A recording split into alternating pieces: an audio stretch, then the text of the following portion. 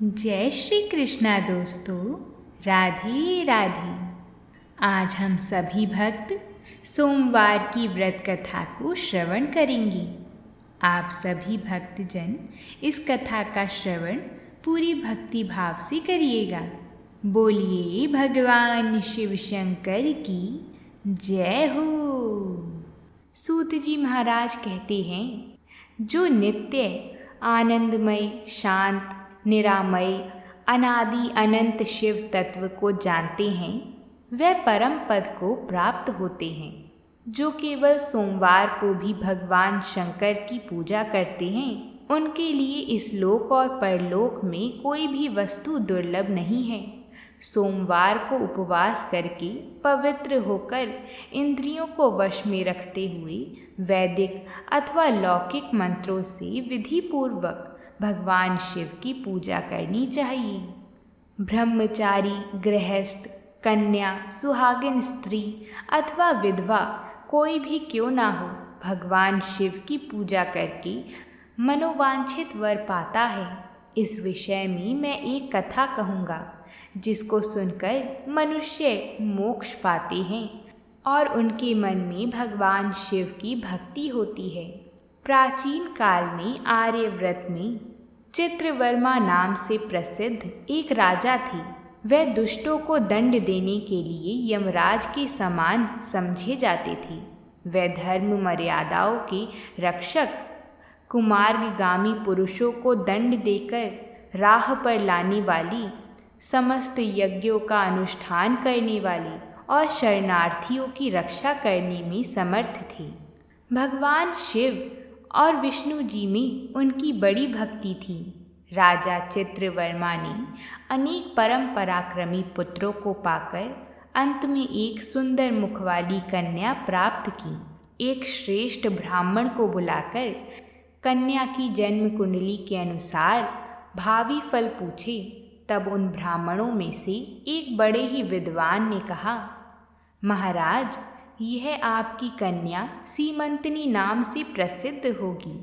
यह भगवती उमा की भांति, मंगलमयी दमयंती की भांति परम सुंदरी, सरस्वती के समान सब कलाओं को जानने वाली तथा लक्ष्मी की भांति अत्यंत सद्गुणों से सुशोभित होगी। यह 10,000 वर्षों तक अपने स्वामी के साथ आनंद भोगेगी और 8 पुत्रों को जन्म देकर उत्तम सुख का उपभोग करेगी। उसके बाद एक दूसरे ब्राह्मण ने कहा, यह कन्या 14वें वर्ष में विधवा हो जाएगी। यह कठोर वचन सुनकर राजा 2 घड़ी तक चिंता में डूबे रहे। उसके बाद सब ब्राह्मणों को विदा करके राजा ने सोचा कि सब कुछ भाग्य के अनुसार होता है। ऐसा समझकर चिंता छोड़ दी। कन्या सीमंतनी धीरे धीरे सयानी हुई। अपनी सखी के मुख से विधवा योग की बात सुनकर उसे बड़ा खेद हुआ। उसने चिंता मग्न होकर याज्ञवल्क्य मुनि की पत्नी मैत्रेयी से पूछा, माताजी, मैं आपके चरणों की शरण में आई हूँ। मुझे सौभाग्य बढ़ाने वाली सत्कर्मों का उपदेश दीजिए। इस प्रकार शरण में आई हुई राजकन्या से पतिव्रता मैत्रेयी ने कहा, सुंदरी, तू शिव सहित पार्वती जी की शरण में जा और सोमवार को एकाग्रचित होकर स्नान और उपवास पूर्वक स्वच्छ वस्त्र धारण करके शिव और माता पार्वती का पूजन कर। सोमवार के दिन शिव और माता पार्वती की आराधना करती रहे। इस व्रत से बड़ी भारी आपत्ति पड़ने पर भी तू उससे मुक्त हो जाएगी। घोर से घोर एवं भयंकर महाकलेश में पड़कर भी शिव पूजा ना छोड़ना। उसके प्रभाव से महान भय से पार हो जाओगी। इस प्रकार सीमंतनी को आश्वासन देकर पतिव्रता मैत्रेयी जी आश्रम को चली गईं। राजकुमारी ने उनकी कथा अनुसार भगवान शिव का पूजन आरंभ किया। निषद देश में नल की पत्नी दमयंती के गर्भ से इंद्रसेन नामक पुत्र हुआ था। राजा इंद्रसेन के पुत्र चंद्रगिद्ध हुए।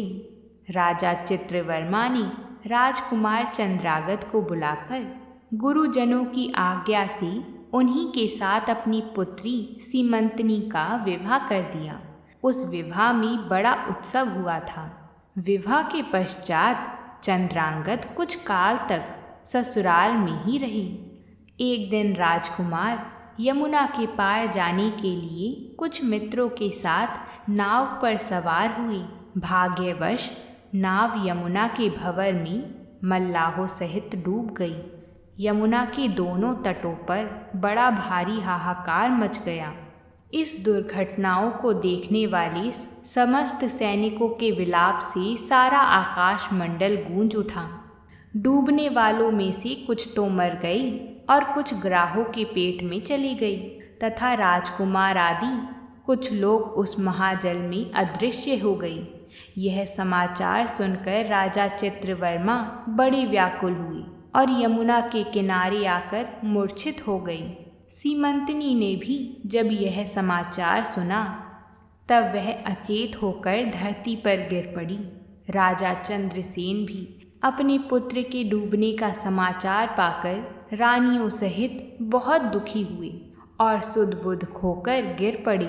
उसके बाद बड़े बूढ़ों के समझाने पर राजा चित्रवर्मा धीरे धीरे नगर में आई और उन्होंने अपनी पुत्री को धीरज बंधाया। राजा चित्रवर्मा ने जल में डूबे हुए अपने दामाद का औधर्वदेही कृत्य वहां आए हुए उनके बंधु बांधवों से करवाया। पतिव्रता सीमंतनी ने चिता में बैठकर पति लोक में जाने का विचार किया, किंतु उसके पिता ने स्नेहवश रोक दिया। तब वह विधवा जीवन व्यतीत करने लगी। मुनि पत्नी मैत्रेयी जी ने जिस शुभ सोमवार व्रत का उपदेश दिया था उसे सदाचार परायण सीमंतनी ने विधवा होने पर भी नहीं छोड़ा। इस प्रकार 14वें वर्ष की आयु में अत्यंत दारुण दुख पाकर वह भगवान शिव के चरणारविंद का चिंतन करने लगी। शिव जी की आराधना करते करते उसके 3 वर्ष व्यतीत हो गए। उधर पुत्र शोक से उन्मत्त हुए राजा इंद्रसेन को बलपूर्वक दबाकर उनके भाइयों ने सारा राज्य छीन लिया और उन्हें पत्नी सहित पकड़कर कारागृह में डाल दिया। इंद्रसेन के पुत्र चंद्रांगद यमुना के जल में डूबने पर नीचे नीचे गहराई में उतरने लगे। बहुत नीचे जाने पर उन्होंने नागवधुओं को जल क्रीड़ा में निमग्न देखा। राजकुमार को देखकर वह भी विस्मित हुई और उन्हें पाताल लोक में ले गईं। वहां चंद्रागद ने तक्षक नाग के परम अद्भुत रमणीय नगर में प्रवेश किया और इंद्र भवन के समान मनोहर एक सुंदर महल देखा, जो बड़े बड़े रत्नों की प्रकाशमान किरणों से उद्दीप्त हो रहा था। भगवान सूर्य के समान तेजस्वी तक्षक नाग को सभा भवन में विराजमान देखकर परम बुद्धिमान राजकुमार ने प्रणाम किया और हाथ जोड़कर खड़े हो गए। तक्षक के तेज से उनकी आँखें चौंधिया गईं। नागराज ने भी मनोरम राजकुमार देखकर उन नागिनों से पूछा, यह कौन है और कहाँ से आया है? उन्होंने उत्तर दिया, हमने इसे यमुना जल में देखा है और इसके कुल तथा नाम परिचय ना होने के कारण आपके पास ले आई हैं। तब तक्षक ने राजकुमार से पूछा, तुम किसके पुत्र हो? कौन सा तुम्हारा देश है और यहाँ पर तुम्हारा कैसे आगमन हुआ? राजपुत्र ने कहा, भूमंडल में निषद नाम से प्रसिद्ध एक देश है। उसके स्वामी राजा नल महायशस्वी हो गए हैं। वह पुण्य लोक माने जाते हैं। उनके पुत्र इंद्रसेन हुए और इंद्रसेन का पुत्र मैं हुआ। मेरा नाम चंद्रांगद है। मैं अभी नूतन विवाह करके ससुराल में ही था और यमुना जी के जल में विहार करता हुआ देव की प्रेरणा से डूब गया। ये नाग पत्नियाँ मुझे आपके पास ले आई हैं। कई जन्मों के पुण्यों से यहाँ मैंने आपके चरणारविंद का दर्शन किया है। आज मैं धन्य हूँ। मेरे माता पिता कृतार्थ हो गए, क्योंकि आपने दया करके मेरी ओर देखा और मुझसे वार्तालाप किया है। इस प्रकार अत्यंत मनोहर उदारतापूर्ण वचन सुनकर तक्षक ने कहा, राजकुमार, तुम भय ना करो, धैर्य रखो और बताओ, तुम संपूर्ण देवताओं में किसकी पूजा करते हो? राजकुमार ने कहा, जो संपूर्ण देवों में महादेव कहे जाते हैं, उन्हीं विश्व आत्मा उमापति भगवान शिव की मैं पूजा करता हूँ, जो विधाता के भी विधाता, कारण के भी कारण और जिनका तेज सभी लोकों को प्रकाशित करने वाला है। वह भगवान शिव मेरी परम गति हैं, जो अत्यंत निकट होकर भी पाप से दूषित चित्त वाले पुरुषों के लिए बहुत दूर हैं, तथा जिनके तेज की कोई सीमा नहीं है, जो अग्नि, भूमि, वायु, जल और आकाश में भी स्थित हैं। वह विश्व आत्मा भगवान सदाशिव हम सबके लिए परम पूजनीय हैं, जो संपूर्ण भूतों के साक्षी, सबकी आत्मा में स्थित रहने वाली परमेश्वर तथा निरंजन है। संपूर्ण संसार जिनकी इच्छा के अधीन है, मैं उन भगवान शिव की पूजा करता हूँ। ज्ञानी पुरुष, जिन्हें एक आदि और पुराण पुरुष कहते हैं, गुणों के भेद से जिनमें भिन्नता की प्रतीति होती है, जिन्हें कोई तो क्षेत्रज्ञ, वह भगवान शिव मेरे परम आश्रय हैं। मैं भगवान शिव की सदा पूजा करता हूँ। देव नदी गंगा जिनके मस्तक पर स्थान पाकर सुशोभित होती है, भगवती जगदम्बिका जिनके अर्धांग में निवास करती हैं, और तक्षक और वासुकी दोनों नागराज जिनके कानों के कुंडल हैं, वह चंद्रशेखर भगवान शिव मेरे परम आश्रय हैं। राजकुमार की यह बात सुनकर तक्षक का चित्त प्रसन्न हो गया। उनके हृदय में महादेव जी के लिए नूतन भक्ति भाव का उदय हो आया और वह उनसे इस प्रकार बोली, राजेंद्र नंदन, तुम्हारा कल्याण हो। मैं तुम पर बहुत प्रसन्न हूँ, क्योंकि तुम बालक होकर भी उच्चतम परात्पर शिव तत्व को जानते हो। देखो, यह रत्नमय लोक है। ये मनोहर नेत्रों वाली युवतियाँ हैं। ये मनोवांछित कामना पूर्ण करने वाले कल्प वृक्ष हैं, तथा ये अमृत रूपी जल से भरी हुई बावलियाँ हैं। यहाँ मृत्यु का दारुण भय नहीं है। बुढ़ापा और रोग से यहाँ किसी को पीड़ा नहीं होती। तुम इच्छा अनुसार यहीं रहो और यथा योग्य सुख भोगों का उपभोग करो। नागराज के ऐसा कहने पर राजकुमार हाथ जोड़कर बोली, नागराज, मैंने समय पर विवाह किया है। मेरी पत्नी उत्तम व्रत का पालन करने वाली और शिव पूजा परायण है, और मैं अपने माता पिता का एक लौता पुत्र हूँ। वह सब लोग इस समय मुझे मरा हुआ मानकर महान शोक से घिर गए होंगे। अंततः मुझे किसी प्रकार भी यहाँ अधिक समय तक नहीं ठहरना चाहिए। आप कृपया करके मुझे उसी मनुष्य लोक में पुनः पहुँचा दें। नागराज तक्षक ने कहा, राजकुमार, तुम जब जब मेरी याद करोगे, तब तब तुम्हारे सामने प्रकट हो जाऊंगा। ऐसा कहकर उन्होंने राजकुमार को एक सुंदर अश्व भेंट किया, जो इच्छा के अनुसार चलने वाला था।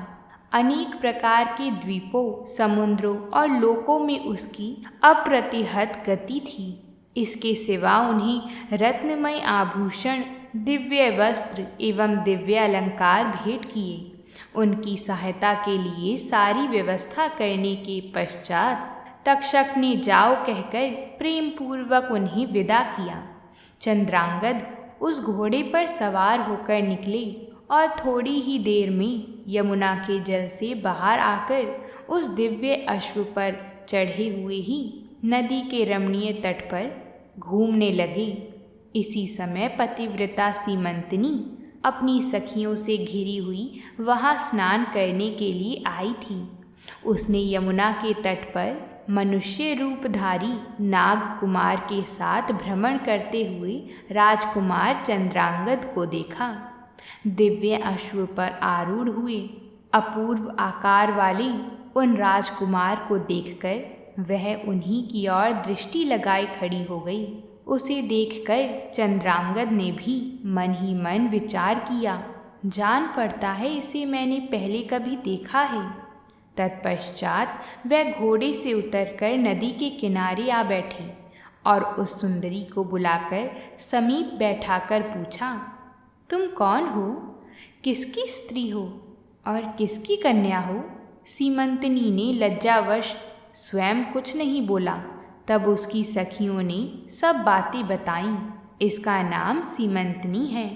यह निषाद राज इंद्रसेन की पुत्रवधू, युवराज चंद्रांगद की पत्नी तथा महाराज चित्रवर्मा की पुत्री हैं। दुर्भाग्यवश इसके पति इस महाजल में डूब गए। इससे विधवा दुख प्राप्त करके यह बाला शोक से सूखती जा रही है। अत्यंत प्रबल शोक में ही इसने 3 वर्ष व्यतीत किए हैं। आज सोमवार है, इसलिए यहाँ यमुना जी में स्नान करने के लिए आई है। इसके ससुर का राज्य भी शत्रुओं ने छीन लिया है, बलपूर्वक उस पर अधिकार जमा लिया है और वे महाराज अपनी पत्नी के साथ उनकी कैद में पड़े हैं। यह सब होने पर भी यह निर्मल अंतःकरण वाली सदाचार परायण राजकुमारी प्रति सोमवार को अत्यंत भक्ति भाव के साथ पार्वती सहित महादेव जी की पूजा करती है। उत्तम व्रत का पालन करने वाली सीमंतनी अपनी सखी के मुख से सब बातें कहलवाकर स्वयं भी राजकुमार से पूछती है, आपके पास खड़े ये दोनों पुरुष कौन हैं? आपने मेरे बारे में इतना सब क्यों पूछा है? मुझे ऐसा जान पड़ता है कि कभी मैंने आपको देखा है। आप मुझे अपने से प्रतीत होते हैं। इतना कहकर राजकुमारी सीमंतनी नेत्रों से आंसुओं की धारा बहाती हुई बहुत देर तक फूट फूट कर रोती रही और मूर्छित होकर पृथ्वी पर गिर पड़ी। अपनी प्रियतमा के शोक का कारण सुनकर चंद्रांगद भी शोक से व्याकुल हो गई और 2 घड़ी तक चुपचाप बैठे रहे। उसके बाद सीमंतनी उठकर राजकुमार की ओर बारंबार निहारने लगी। उसने पहले देखे हुए अंग चिन्हों, स्वर आदि लक्षणों, अवस्था के प्रमाण तथा रूप रंग आदि की परीक्षा करके यह निश्चय किया कि ये अवश्य ही मेरे पति हैं, क्योंकि मेरा हृदय प्रेम से अधीर होकर इन्हीं में अनुरक्त हुआ है। परंतु क्या मुझ अभागिनी को अपने मरे हुए पति का दर्शन हो सकता है? यह स्वप्न है या भ्रम? अथवा मुनि पत्नी मैत्रेयी जी ने जो मुझे यह कहा था कि तुम भारी से भारी विपत्ति में भी पड़ने पर भी इस व्रत का पालन करती रहना, उसी का तो यह फल नहीं है। एक श्रेष्ठ ब्राह्मण ने मेरा 10,000 वर्षों का सौभाग्य बतलाया था। उन ब्राह्मण देवता का यह वचन अवश्य सत्य होगा। यह ईश्वर के बिना कौन जान सकता है। इधर प्रतिदिन मुझे मंगल सूचक शुभ शकुन दिखाई देते हैं। पार्वती देवी के प्राणनाथ भगवान शिव के प्रसन्न होने पर देहधारियों के लिए कौन सी वस्तु दुर्लभ हो सकती है? इस प्रकार भांति भांति से विचार करके उसका संदेह दूर हो गया। तब लज्जा से उसने अपना मुख नीचे की ओर कर लिया। उस समय राजकुमार ने कहा, भद्री, मैं तुम्हारे पति के शोक संतप्त माता पिता से यह समाचार बतलाने के लिए जा रहा हूँ। तुम्हारा कल्याण हो, तुम्हारे पति तुमसे शीघ्र ही मिलेंगे। यों कहकर राजकुमार घोड़े पर सवार हुई और अपने दोनों सहायकों के साथ शीघ्र ही अपने राज्य में जा पहुँचे। वहाँ नगर के समीप ही स्थित होकर उन्होंने नागराज के पुत्र को राज सिंहासन पर अधिकार जमाए बैठे हुए बंधुओं के समीप भेजा। नागकुमार ने शीघ्र जाकर उन सब से कहा, तुम सब लोग महाराज इंद्रसेन को अभी के अभी कारागार से मुक्त करो और सिंहासन छोड़कर हट जाओ। महाराज के पुत्र चंद्रांगद पाताल लोक से लौटकर यहाँ आए हैं। तुम आनाकानी ना करो, नहीं तो चंद्रांगद के बाण तुम्हारे प्राण ले लेंगे। वह यमुना जी के जल में डूबकर नागराज तक्षक के घर जा पहुँचे थे। वहाँ से उनकी सहायता पाकर पुनः इस लोक में लौटे हैं। नाग कुमार की कही हुई ये सारी बातें सुनकर शत्रुओं ने भी बहुत अच्छा ऐसा कहकर उनकी आज्ञा स्वीकार की और महाराज इंद्रसेन को उनके खोए हुए पुत्र के पुनः लौट आने का समाचार बताकर उनका सिंहासन उन्हें लौटा दिया। महाराज को प्रसन्न करके भी वह लोग भयभीत बने रहे। मेरा पुत्र आ रहा है, यह बात सुनकर राजा प्रेम के आंसू बहाते हुए आनंद में डूब गई। यही दशा महारानी की भी थी। उसके बाद सब नागरिक, वृद्ध मंत्री और पुरोहित आगे जाकर चंद्रांगद से मिले और उन्हें हृदय से लगाकर महाराज के समीप ले आए। अपने भवन में प्रवेश करके राजकुमार ने माता पिता के चरणों में प्रणाम किया। चरणों में पड़े हुए पुत्र को उठाकर राजा रोते हुए अपने पुत्र को हृदय से लगा लिया। फिर माता पिता का आशीर्वाद लेकर राजकुमार पुरवासियों से मिले और उन्होंने सबको यथा योग्य सम्मान दिया। फिर पुनः सबके साथ राजसभा में बैठकर अपना सब वृतांत पिता से निवेदन किया और नागराज तक्षक से मित्रता होने की भी बात बतलाई।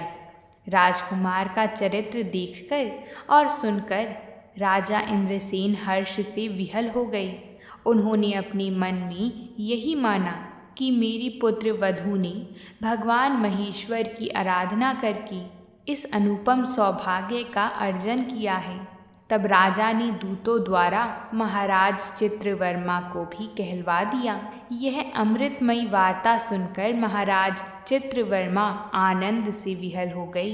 अपनी पुत्री को बुलाकर उन्होंने उसे वैधव्य के चिन्हों का परित्याग करवाया और उसे बहुत प्रकार के आभूषणों से विभूषित किया। उसके बाद समूचे राष्ट्र के गांव और नगर आदि में बड़ा भारी उत्सव हुआ और सब लोगों ने राजकुमारी सीमंतनी के सदाचारों की बड़ी प्रशंसा की। चित्रवर्मा ने इंद्रसेन के पुत्र चंद्रांगद को बुलाकर सीमंतनी को उनके साथ विदा कर दिया। चंद्रांगद ने तक्षक के घर से लाए हुए रत्न आदि आभूषण के द्वारा, जो मानव मात्र के लिए अत्यंत दुर्लभ है, अपनी पत्नी को अलंकृत किया। इस प्रकार शुभ मुहूर्त में अपनी पत्नी को साथ लेकर ससुर की आज्ञा से चंद्रांगद पुनः अपनी नगरी में आई। महाराज इंद्रसेन ने अपने पुत्र को राज सिंहासन पर बिठाकर तपस्या द्वारा भगवान शिव की आराधना करके योगी पुरुषों को उपलब्ध होने वाली उत्तम गति प्राप्त की। राजा चंद्रांगद ने अपनी धर्मपत्नी सीमंतनी के साथ 10,000 वर्षों तक नाना प्रकार के विषयों का उपभोग किया। उन्होंने 8 पुत्रों और 1 कन्या को जन्म दिया। सीमंतनी प्रतिदिन भगवान महेश्वर की पूजा करती हुई अपने स्वामी के साथ सुखपूर्वक रहने लगी। उसने सोमवार व्रत के प्रभाव से अपना खोया हुआ सौभाग्य प्राप्त कर लिया। तो बोलिए भगवान शिव शंभू की जय हो। इस प्रकार हमने यह सावन सोमवार व्रत की कथा को पूरा किया। हम आशा करते हैं आप सभी को ये कथा पसंद आई होगी और आप सभी ऐसी ही कथाओं को सुनने के लिए हमारे चैनल को सब्सक्राइब ज़रूर कर लें और इस वीडियो को लाइक करना ना भूलें। तो अब मिलते हैं आपसे कल एक नई कथा के साथ। तब तक के लिए प्रेम से बोलिए पार्वती पते हर हर महादेव।